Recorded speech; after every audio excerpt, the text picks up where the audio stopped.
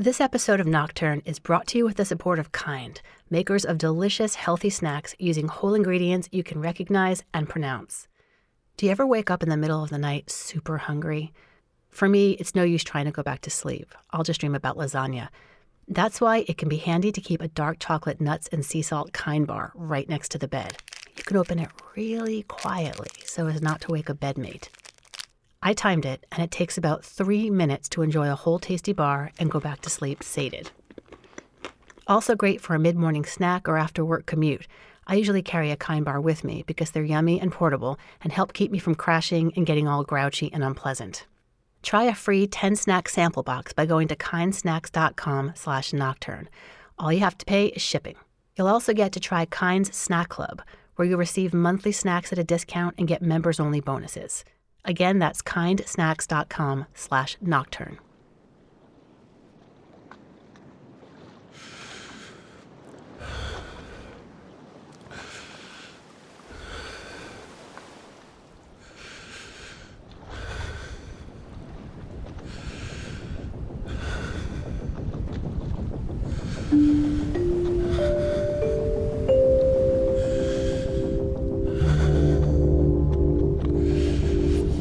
You're listening to Nocturne. I'm Vanessa Lowe.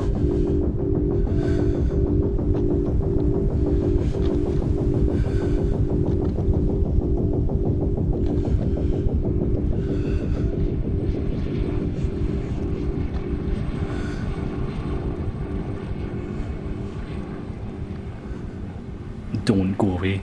Like, don't leave me alone. I was just looking at the helicopter and just like, don't fly away, please. Get me out of the sea, please, because I can't face something else going bad. I've tried to get help and no one's seen me. I've been shouting in the dark all night and nothing's heard me. Just don't go away.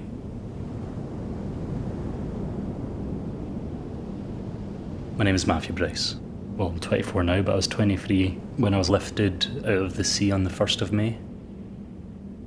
Matthew has long enjoyed surfing off a remote beach in Scotland, often by himself. Usually he goes out for 3 or 4 hours and then goes about his life. This time was different. I started surfing at 11:30 the day before, so that was the 30th of April. I left my parents' caravan in Inverary and drove down about 6 o'clock, got down to Westport Beach in Kintyre, and I went out to the sea about 11:30, yeah. It's kind of Atlantic Ocean and Irish Ocean. It's kind of a crossover between those two. I do go down surfing there quite a lot by myself. I'd probably say about 75% of the time I've been surfing alone. It's a really deserted part of Scotland. It's really hard to get to, so I was the only surfer that day that I know of. On the beach itself, you're talking maybe 4 people. It's really abandoned. It's lovely, it's why I go up. It's like a really, really beautiful spot. But it's also very empty. It was a lovely day. Waves were nice. That's the reason I went up that day, was because the wind was, not too strong. It was, still acceptable. It wasn't dangerous weather conditions at all. It was a strong offshore wind, so the wind was going from the coast to the sea, but that was given like lovely kind of classic wave shape. It was really nice, and it was just the start of kind of going into summer, so it was kind of a little bit of a chill, but it was kind of warm. The sun was out. Really nice day. I was pretty psyched. I was pretty happy to go out. It'd been the first time I'd been surfing in a few months, so I was really quite excited to go. I was feeling good. Yeah, happy to be there. I arrived at the beach and then I had to re-wax my board entirely because it hadn't been waxed since November. So I spent a good 30-40 minutes doing that. I did a stretching for about 20 minutes before going out as well. Once that was done, it was then get the wetsuit on and then get the board and go out. The plan was to surf from about 11, 12 to maybe 3 or 4. And then to head back to the caravan to go and have dinner. So the plan was to do probably about 3 hours surfing that day, which kind of, didn't really pan out. When I went out to go surf, normally, if you look at the weather reports from that location, normally the wind is always going eastwards. That day it was westward. That's why I was there, because that was the wind from the coast to the sea, which gives nice waves. That happens, 3-4 times a year. So it's really rare. So anytime that happens, you're up and you're going surfing. Like, no questions. It was actually quite easy to paddle out because the wind was pushing me out. So I got behind the wave section and sat there for a couple of minutes, just, catching my breath. And in that time, I'd moved about 30 to 40 feet away from the wave section, away from the coast. So pretty much immediately I knew something was up. I went to go paddle back in, and I then thought I was in a rip current. So normal conventional wisdom for that is to paddle sideways to get out of the rip. So I then paddled south. But it wasn't a rip I was trapped in, it was the wind that was pushing me. So I was still getting carried out. And so there wasn't really anything I could do to get back in because it wasn't any current that was taking me out. At that point, it was just the wind. If you picture an ocean beach, you have a section of water where waves are created by hitting land. And then out beyond the waves, the water can be relatively flat. Matthew was out beyond the waves. So I was trying to get back into where I could hit a wave, because then it was just going to take me back in. Those 4 people on the beach, I was shouting for life for them to try and see me, but the wind was just carrying my voice away. The land on the coast goes down southwards, and then it kind of juts out towards the open ocean. So my plan was to go south and to hit the jut of land and then have a very long walk. So I then paddled south for, talking about 8, 9, 10 miles to get down. The current was taking me that direction, so I was going that way anyway, but the wind was still pushing me out towards open ocean. So my plan was to try and hit that piece of land before I went any further out. I got quite close. I got within a mile and a half of that jut of land, but then because the tide changes, the current that was taking me south changed and went north, and that carried me past where I'd actually went surfing. It went past that point, further north, and my plan again was to hit a jut of land. But I was too tired to even paddle at that point, so I was maybe 4 miles from the jut of land I was trying to hit this time, and then the current changed again and went south, and that's when night fell. For the whole paddle south, Matthew mostly kept his cool. I had a little bit of a freak out when I initially realised I had to go south to hit that piece of land, but once I had a plan to hit that piece of land, I was like, okay, I'm going to paddle down there. There's a town at that area called Machrihanish. Once I had a plan to hit that piece of land, the plan was, okay, I'll get onto the coast, we'll find a house and we'll get some soup and we'll laugh about it. And I was paddling for about 5 hours. Not all the time, like I was stopping to rest because I couldn't paddle for 5 hours constantly. So I wasn't freaking out once I had that plan, but once I realised I wasn't moving south anymore, because it's quite hard to tell if you're moving because you've not really got a reliable point of reference, it just depends on your angle. Once I realised I wasn't moving, started to get a little bit jittery, and then I was actually getting pushed north by the current and I could see the coastline receding. That's when I knew I was in really bad trouble. So I did start to panic at that point, quite a lot. Even then, Matthew eventually regained his composure and focused on making a plan. He had an idea about how often the current was changing.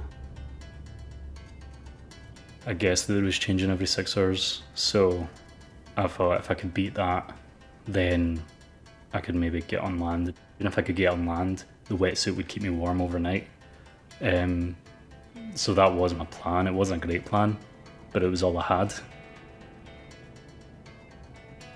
At the north point, I did have a point of reference because on the hills there were wind turbines, and I could see when the front wind turbine passed one behind it, I could tell if I was moving forwards and backwards. And I saw myself go forwards, and then it stopped. And then it started going backwards again. 6 hours down the road, I'm exhausted. And then it changes again. And at that point, when I started going south for the second time, it was dusky. It wasn't bright, it wasn't daytime anymore. I wouldn't consider it daytime, it was late evening. And you're thinking, oh, I'm gonna spend the night out in the ocean. That's not a good feeling.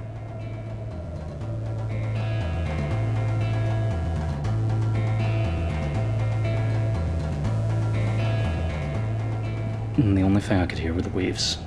I couldn't hear anything else. Around, as the night fell, you started to see the town more. That was just to the left. There was a couple of lighthouses, one in Ireland, one on one of the Isles, and then one on the peak of Kintyre, which was in Scotland. So there was like 3 lighthouses. So I could see all that, and then you could just see the outline of the hills against the sea. And then also like Belfast, you could see the outline of that. So I could see land in every single direction, but I couldn't reach any of it.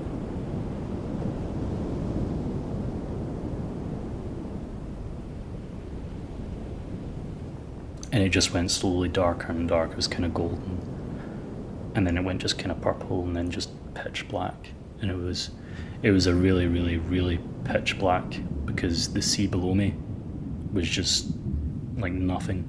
Like it was just dark, like no feature. There was a slight difference between the land, the sky and the sea, but they were all just varying levels of blackness. And then through the night, the actual streetlights of Machrihanish, they get turned off. So then that's just another level of darkness, because then eventually it's just that. Like you can see some lighthouses, but they're faint. You might think that Matthew took some comfort from seeing the lights out in the distance. No, because I couldn't reach them. Because you're talking like 7 miles from these lights, and like I'm just a person in the sea. I'm struggling to see buildings at this point. There's no way anyone's ever going to see me. So I'm sitting alone in this space. The only thing keeping Matthew alive was his board. I was able to stay on the board, but the sea was rough. When you're near the coast, the waves are going towards the coast, like, normal waves are. But once you go out far enough, the westward wind was kind of whipping up the water and was actually creating waves going out to the ocean. So that was pushing me as well, so it was rough water. The problem is my board wasn't like surfboards. You can get like large surfboards and like smaller surfboards. Like a big foamy would be one for a beginner. They're like 9 foot long, and they can easily hold your body weight out of the water. Mine's wasn't one of those. Mine's was like a 40 litre shortboard. So 40 litres means it can hold about 40 kilos above the water, and I weigh 80 kilos. So it was only holding about half my body out of the water. Below my kind of mid-torso was submerged. This was in May, but we're not talking about the Caribbean. It was the Irish Sea. I mean, the water is about 7 degrees, 8 degrees Celsius, 6 degrees above freezing. So it's very chill. I bought my wetsuit for winter surfing. So it was, it's a very good wetsuit. It was serving me well because it wasn't too cold the first day. In the night, it got very cold. I was hoping that a search was starting. My parents knew I was going surfing, so I thought they would message me, and then when I wasn't answering back, I was hoping they were going to call for a search.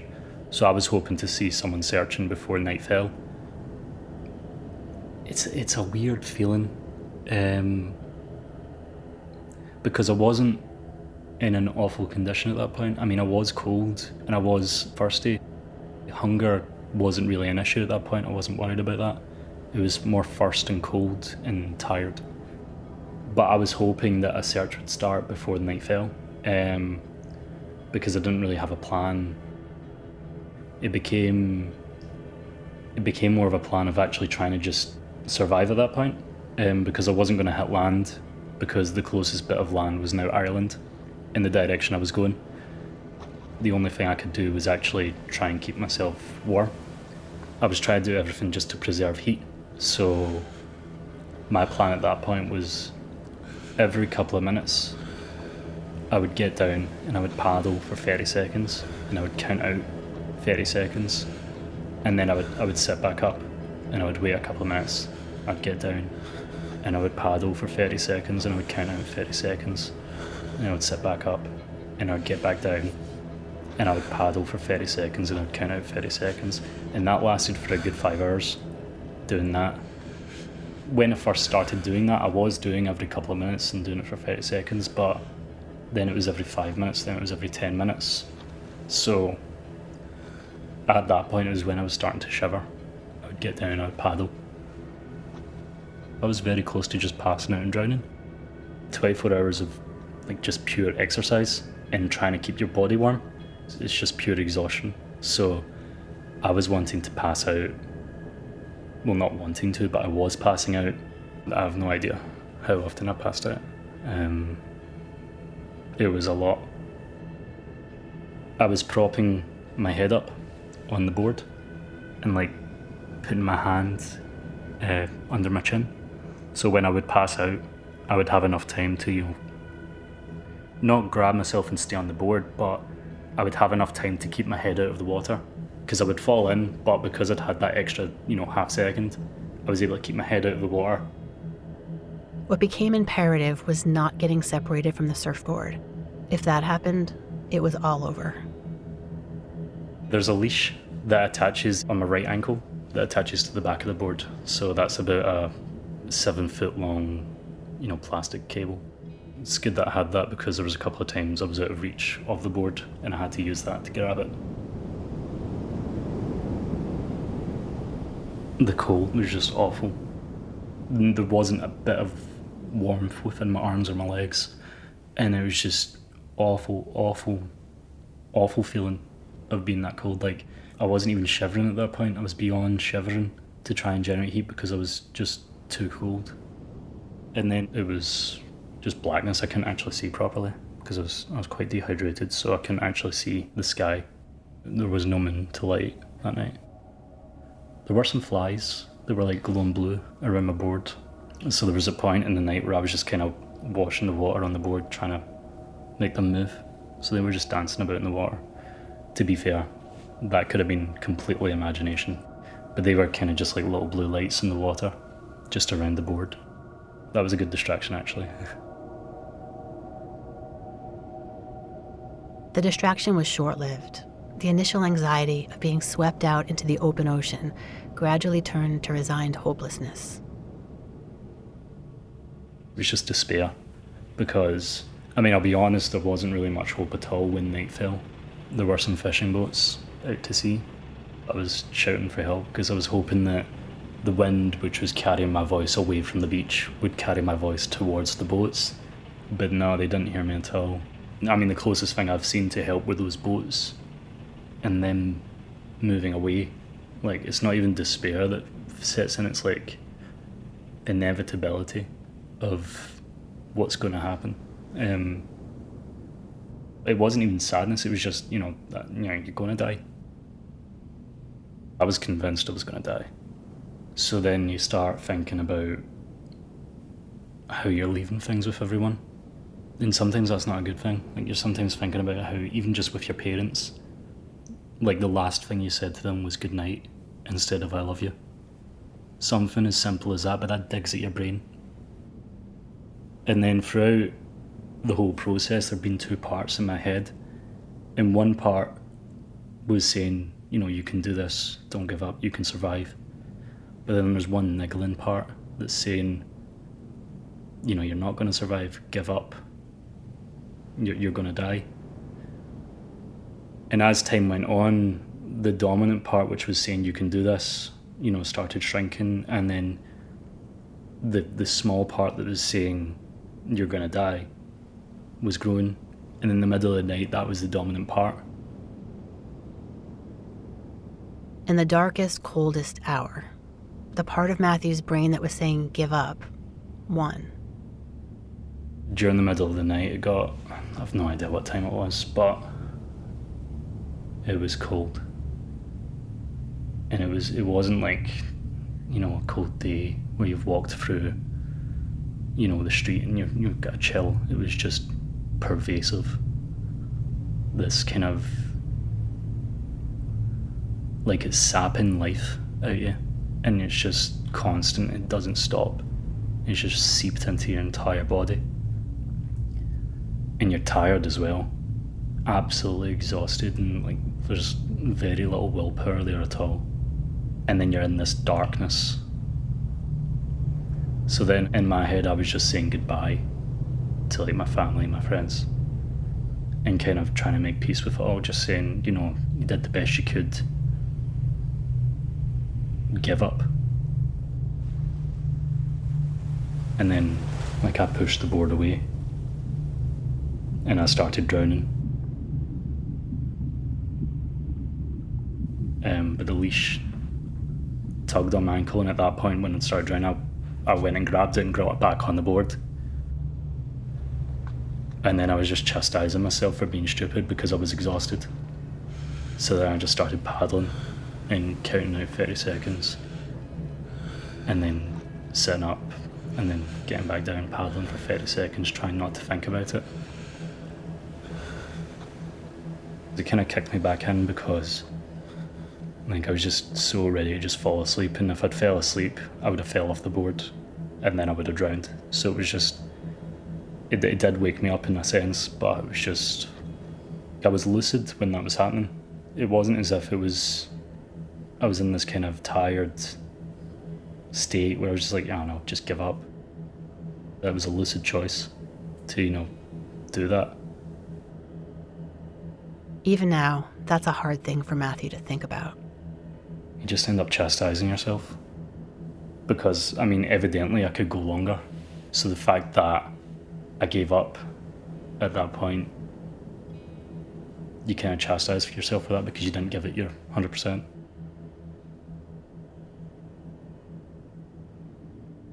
After that point, it was just numb. And so I was just focusing on trying to keep myself warm. It wasn't because I had a hope of being rescued. It was just not even anger. It was just, I'm gonna try and hold out for as long as possible. Like, it's not a question of if I'm gonna die or if I'm not gonna die. I know I'm gonna die, but I'm gonna make sure it's when I pass out and fall off, or if I, die of hypothermia or my heart fails or something like that.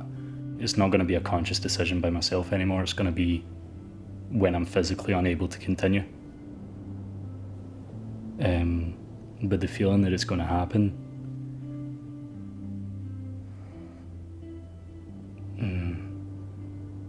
because there was numbness that was coming along with it, is I'm going to die. That's just a fact. While Matthew drifted in the dark ocean, the dehydration and cold started affecting his mind in other ways. Where he had previously hoped to be seen and rescued by fishing boats, now he wasn't even sure that he had seen one, and it didn't seem like such a good thing anymore anyway. I had this weird, kind of thought in my head thinking, they're not supposed to be there, so if they see you there, you'll get in trouble for that. And I've got my board will keep me safe, so if I stay with the board, because they could take the board away from me, so I'm keeping my board. And so there was points where I was thinking, no, I need to keep quiet. I won't shout for help. Because, I'm just thinking the worst. Because I've already had a horrible experience, I'm thinking this is just going to be worse. It was really crazy thinking. At that point, I couldn't trust anything I was thinking because my head was kind of twisted at that point, I couldn't think straight at all.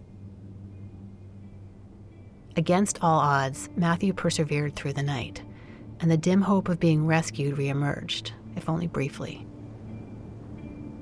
I didn't expect to last through the night at all. I was supposed to be working the Monday morning that day. So then I started thinking, well, if the search hasn't started yet, because my parents don't know I've went home or not, my work is obviously going to start asking questions. So I was then thinking, well, maybe a search will start now. It also started getting warmer because the sun was starting to hit off my black wetsuit, and that was just giving me extra heat, especially on the head. So you start to think a little bit clearer. A little bit of hope came in the sense that a search will start, but it was unlikely they're going to find me because I've already been out for a day and the search area is going to be massive. The morning of the second day, I saw a police helicopter searching, and it was searching northwards in square kind of sections. Like it would do a square, then go up, do another square. If they'd done 2 more squares north, they would have flew over me. And this was at like maybe 11 or 12 o'clock. And then at that point I knew a search was happening. The helicopter left to either refuel or to search another area. The fact that a helicopter had came so close to my actual position, it was good, because then I knew someone was actually looking. Okay, so maybe I am within the search area, maybe they will be searching for me, so maybe someone will find me. So then you get a little bit of hope from that, so then you cling on to that to try and, well, I tried to stay in the position where I was, where I saw the helicopter, to see if they would come back, but they didn't come back. I didn't see another helicopter for the entire day.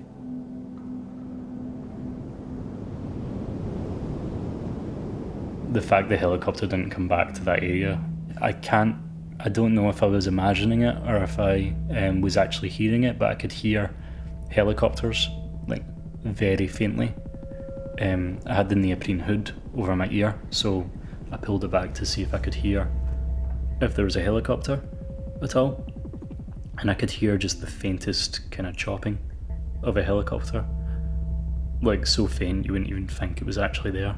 And then I was looking up to try and see if I could see a helicopter. And then I saw a little blur in the sky. It was just a bloody grey speck, because like my vision wasn't great at that point, so I started waving to see if it would answer, and then it kind of resolved into a seagull.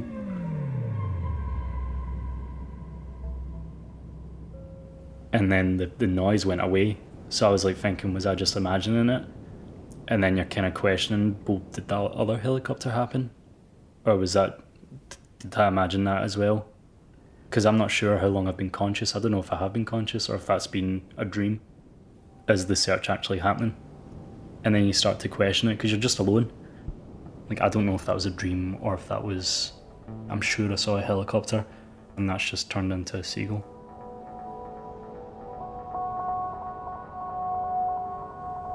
And then the hope you got from the helicopter before then just turns out into despair, because you're thinking, well, if that was a helicopter, they were within, seeing me, and they've just flew away. And they've not seen me, and I've got a bright yellow surfboard, and they've not seen me. So I'm thinking, like, my chances of actually being seen are really, really slim.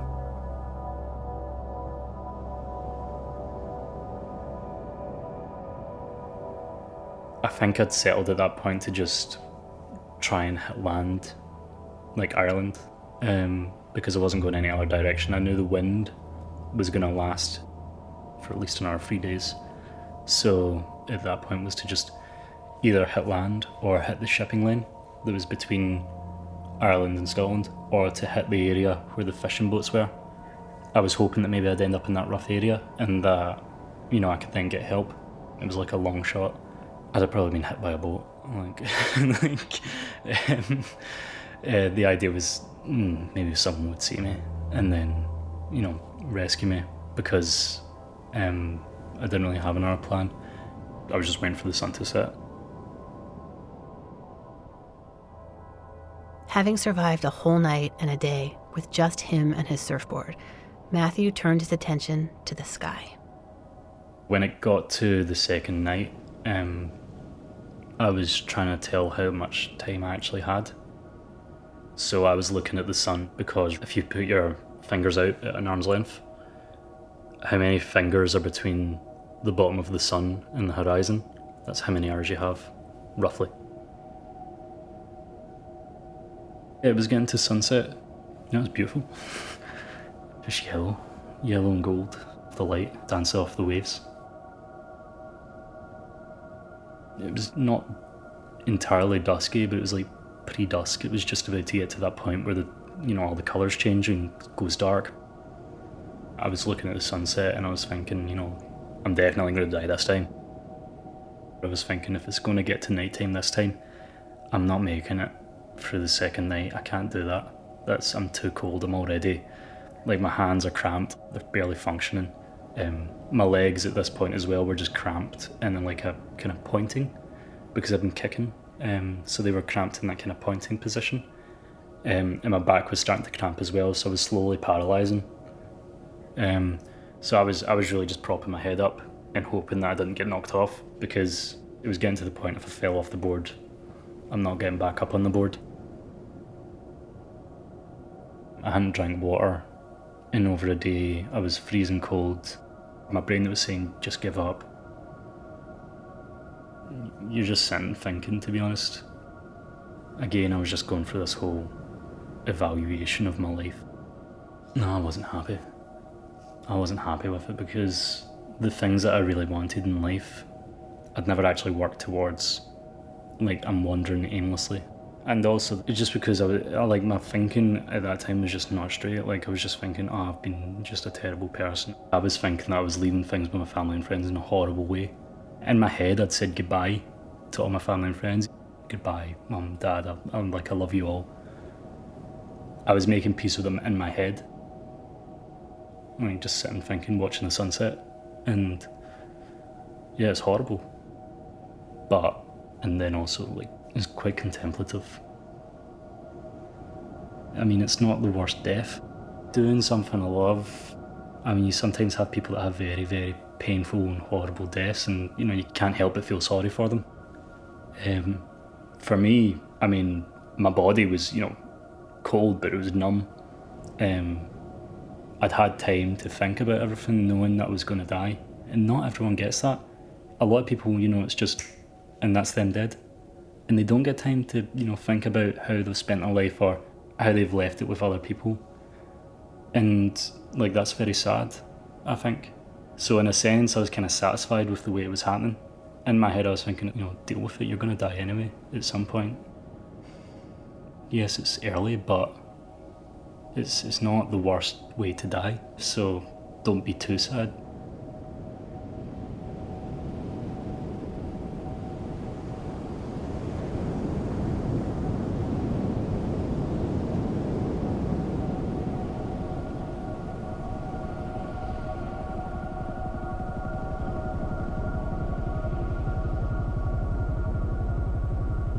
I started hearing that kind of chop in my head. And at this point, I'm not trusting any of my senses. And at this point, I'm thinking, all right, this is my brain giving out. So I'm hearing this chopping, and the chopping's still happening. So I look up towards the sun. But it's just this kind of surreal moment where you're thinking, oh no, this is me actually dying at this point. But then you look up, and no, that's an actual helicopter. And it's just like disbelief. Because I'm like, when you have a fact of life that you've been sitting with in your head for a good, 16 hours, I'm gonna die, I'm gonna die, I'm gonna die. That's the truth. There's no question about it. But then a helicopter comes and it flies, and it's flying straight towards me. So I kind of slipped off the back of the board and tried to hold the board up. Big yellow surfboard, and I just wiggled it because I couldn't lift my arms or anything, so I just waving towards them, and they flew right over. And they flew over for an uncomfortable time. It's like a good 5, 10, 15 seconds, and I'm like, that's not good. That's despair. So I was thinking, oh, they've missed me. Well, seeing as the position I'm in, that's to be expected now. That's just what's going to happen, because, like, they are a really high distance up. So looking down at the sea, I'm going to be nothing but a speck. So they flew over me, and they've missed me.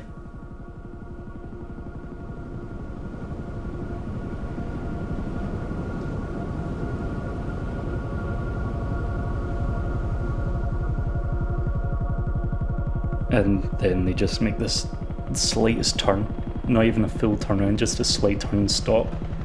And you're like, oh. And then they circled round, and they came round past the sun to where they'd actually flew over me again. I could see them in the helicopter looking down, and I'm just trying to make as much motion as possible. And I was just looking at the helicopter and just like, don't fly away, please. Because then I'm still thinking they're just going to fly away or crash. Like it's going to end up with like 4 people instead of just 1 in the sea. Something's going to go wrong because all this bad stuff's happened. And I'm just like, get me out of the sea, please. Because I can't face something else going bad. Like, don't go away. Like, don't leave me alone.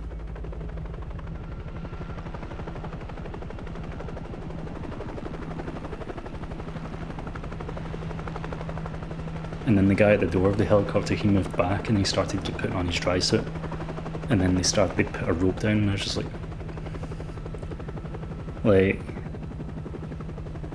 they put the rope down and I'm thinking, this isn't happening at all.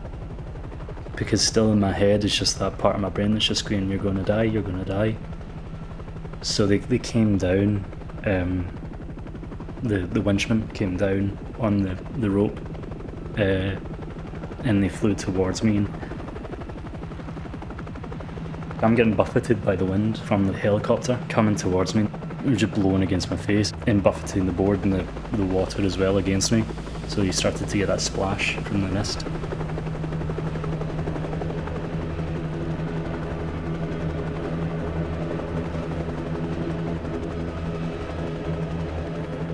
I mean, he grabs me by the shoulder, grabs me and pulls me out. He's just like, well done, mate.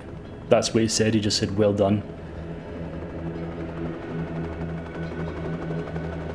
They put me in the winch, and they unstrapped my board, and I was actually a little bit kicky about that because I didn't want to get rid of the board, because that's what I'd been holding on to for the whole time. So I was really reluctant to get rid of it, and he unstrapped it and just pushed it away. He just, it's all right, mate, you know, it's fine, you're safe. And they pulled me back up onto the helicopter and got me into the helicopter, and I collapsed on the floor. All the emotions just came out at once, like I was bawling like a child, because that fact of life that's saying, you're gonna die, you're gonna die, you're gonna die, when it's gonna change to, you're gonna live, you've survived. That change isn't easy to process. I was fully expecting to just watch the sunset and then pass out and drown. The fact that I'm not going to die is just something that's so incomprehensible and unbelievable at that point. I'm like, dumbstruck, like just mind blown. Like I was just crying my eyes out. But he just said, well done, you've survived.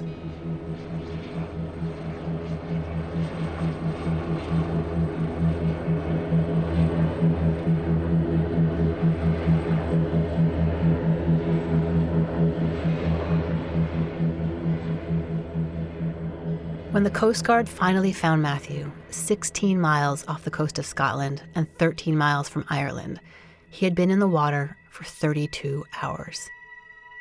It was the first time they had ever found anyone alive after that length of time in the sea.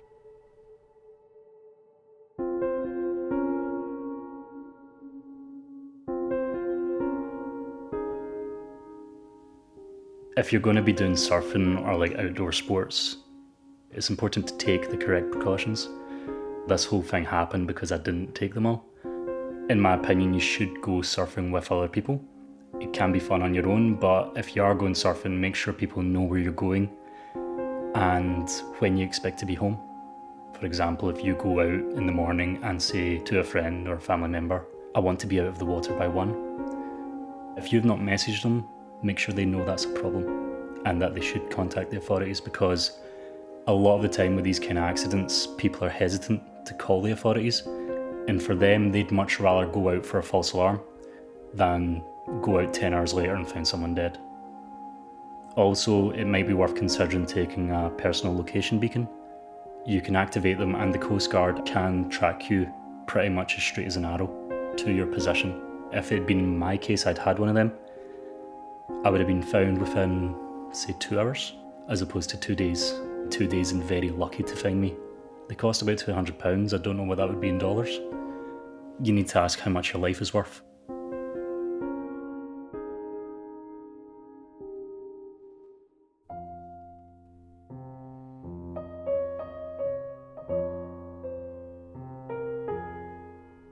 You've been listening to Nocturne.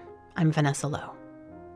Nocturne is produced by me and was created by myself and Kent Sparling, who also composed the theme music. Thank you to Matthew Bryce for sharing his incredible story. You can find a link to the amazing video of his rescue at nocturnepodcast.org in the notes for this episode. Support for Nocturne comes from Kind, makers of healthy and delicious snacks. Try 10 Kind bars for free, just pay shipping. Go to kindsnacks.com/nocturne for full details. Again, that's kindsnacks.com/nocturne. Do you have a secret nighttime identity or have knowledge of a world that exists only at night? We're always looking for interesting stories, so let us know at hello@nocturnepodcast.org. Nocturne is proud to be a member of The Herd, an amazing group of smart and beautiful storytelling podcasts. Find out more at theherdradio.com. That's HEARD. Lastly, I want to let you know about a brand new podcast from award-winning radio producer Claire Schoen. It's called Stepping Up, and each episode is a beautifully produced story about people who are responding to the crisis of climate change in surprising ways. This podcast couldn't be more timely. Here's a clip.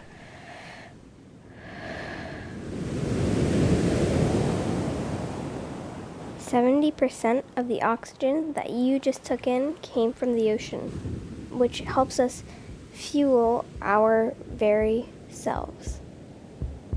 I like breathing. I bet you do too. It's what keeps us alive.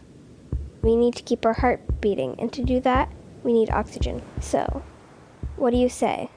Should we save our oceans? I say yes. Yes, indeed." Listen to Stepping Up on iTunes or anywhere that you listen to podcasts. Find out more at steppinguppodcast.org. Thanks for listening.